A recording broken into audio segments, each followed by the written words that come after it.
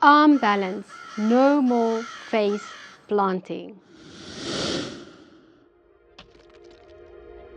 Welcome back, guys. Today we're going to look at crow pose.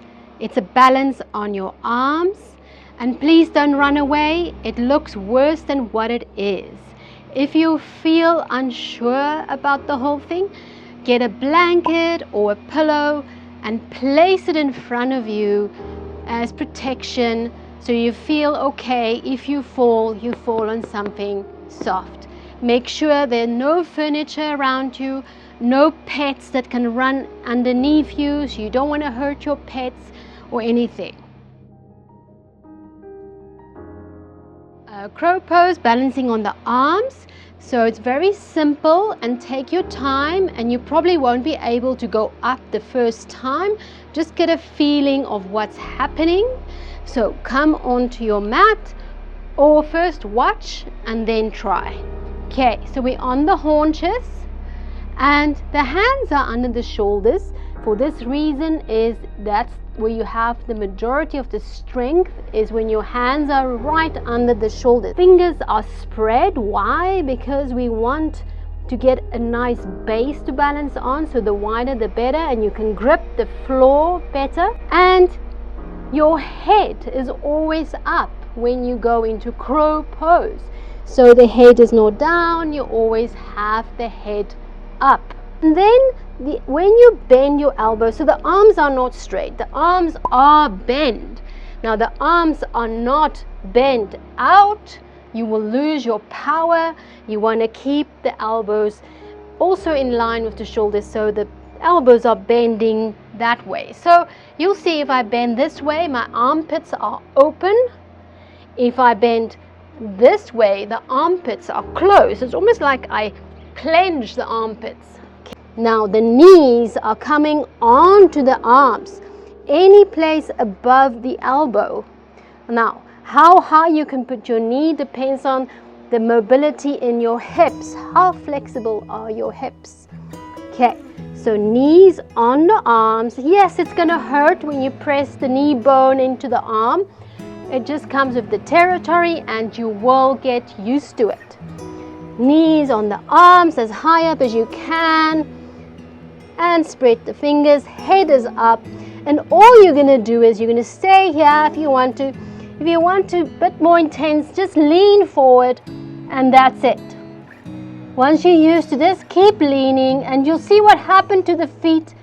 They automatically lift because of the balance is shifting. So the head is very, very important. If you're going to try and look at the feet while you're up, you will fall forward because the head is a counterbalance. That's why we keep the head up. Once your feet automatically lift by itself, you don't have to kick or anything. If you're going to kick yourself up, your knee might slip off the arm and you will fall. So try not to kick, just keep leaning forward with the head up, and the feet will lift automatically. Once you're comfortable with that, then you can engage your core and lift the feet inwards, up. I'll show you. Hands under the shoulders, knees on the arms, close the armpits, head is up, keep leaning, slowly, feet lift by itself. Now you can stay here, or you can engage the core and lift the feet up and hold it. When you had enough, then you lower the feet slowly, toes to the floor, and slowly come out. Easy peasy. Now, the first time you're going to do it, it's going to feel like there's a lot of effort. Remember, all the blood is going to rush to the heart, so you're going to feel that heaviness in the chest. It's all normal, don't worry. And the first time you're going to do it, the feet probably won't lift. It's okay. You just keep getting used to that sensation of leaning forward, keeping the head up, and one day you'll see your feet lift, and then you've got it. Okay, so practice it. You don't even have to practice it that much. You can, if you don't have time, once a week, more than enough. Your body will adjust very quickly. Tip of the day: Do not underestimate yourself. Doesn't matter what age you are, what weight you are, what's happening. You can do this. It's just a matter of keep trying, okay? And take it slow. You don't have to rush. The other thing I want to talk about is the clothes you wear. This is another tip I have for you. So it can become quite slippery when you have the knee on the arm. So if you wear a long sleeve shirt, make sure to take it off to prevent slippery motion on the arms and the knees. Or if you have slippery pants, change the pants. See if you wear this. The best is skin on skin. So if you have short pants on, the skin of the knee on the skin of the arm, it creates a nice stickiness and it won't slip easily. So if you struggle with slippery knees on arm, try that. Change your clothes. The other thing is your anatomy. So bringing the knees onto the arm, you need to have quite a lot of mobility in the hips.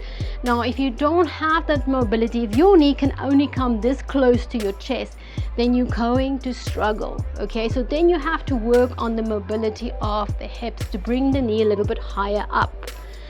And then the neck. Looking up helps with that counterbalance for not falling forward. So if you have restriction in your neck area and you can't really put your head back, it's going to make it a little bit more difficult for you, and you're going to have to find your balance in a different way.